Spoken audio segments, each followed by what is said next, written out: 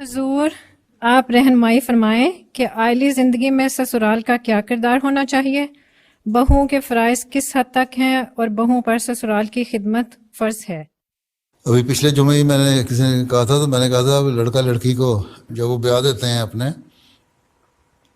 تو پھر ماں باپ کو دخل اندازی نہیں کرنی چاہیے، ان کو عقل کرنی چاہیے۔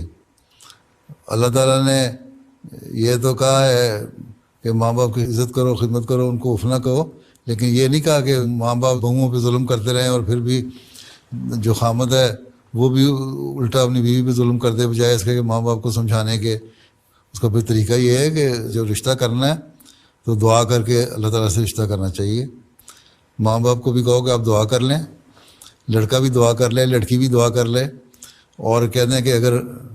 رشتہ قائم ہو جاتا ہے تو پھر یہ نہیں ہے کہ کل کو مجھے دخل اندازیاں کر کے رشتہ توڑنے اور چھوڑنے پہ مجبور کریں۔ تو ایک تو پہلی چیز دعا ہے، اور اس کے لیے استخارہ بھی کرنا چاہیے، اللہ تعالیٰ سے خیر مانگنی چاہیے کہ جو رشتہ ہے وہ اچھا ہو اور خیر والا رشتہ ہو، ٹھیک ہے۔ صرف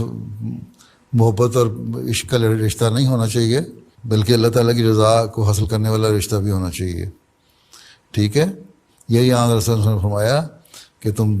کسی کا حسن دیکھ کے، اس کی دولت دیکھ کے، اس کا خاندان دیکھ کے رشتہ نہ کرو صرف، بلکہ دین دیکھ کے رشتہ کرو۔ تو عورتوں اور مردوں کو، لڑکوں اور لڑکیوں کو یہ احساس اگر دلا دیں ماں باپ تربیت کر کے کہ دین کو دیکھ کے رشتہ کرنا ہے، تو ماں باپ کی اپنی بھی اصلاح ہو جائے گی، اور لڑکے لڑکی جو رشتہ کر رہے ہیں ان کی بھی اصلاح ہو جائے گی، اور وہ اپنے دین کو مقدم کرنے والے ہوں گے۔ کھڑے ہو کے عہد دہرا دینا ہم دین کو دنیا پہ مقدم رکھیں گے، تو یہ سے کوئی فائدہ کوئی نہیں۔ اصل تو چیز دے اپنے عمل سے ثابت کرنا ہوگا کہ آپ نے دین کو دنیا پہ مقدم کیا ہے کہ نہیں، اور اس کے لیے شادی شدہ لوگوں کے لیے بھی ایک اس میں ہدایت یہ ہے کہ وہ دیندار لڑکی تلاش کریں اور لڑکی دیندار لڑکے کو تلاش کرے، بجائے ایک دنیاوی باتیں دیکھنے کے، ٹھیک ہے۔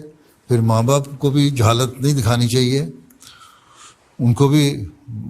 برداشت کرنا چاہیے، بہو کو بھی آ کے بلا وجہ ضدی نہیں ہونا چاہیے، اور چھوٹی چھوٹی باتوں پہ ساسوں سے لڑائی یا نندوں سے لڑائی نہیں کرنی چاہیے۔ اور اول تو یہی ہے کہ سوائے اشد مجبوری کے کہ ماں باپ بہت بوڑھے ہیں اور ان کے ساتھ رہنا ضروری ہے اور کوئی اور بچہ ساتھ نہیں ہے، تو پھر رہ لینا، اکٹھے رہنے میں کوئی حرج نہیں، لیکن عموماً شادی کے بعد لڑکے اور لڑکی کو اپنا گھر علیحدہ لینا چاہیے۔ پھر کہتے ہیں جی یہاں مہنگائی بڑی ہے، کرائے پہ مکان لینا بڑا مشکل ہے، وہ افورڈ نہیں کر سکتے، اس لیے ماں باپ کے ساتھ رہتے ہیں ایک کمرے میں۔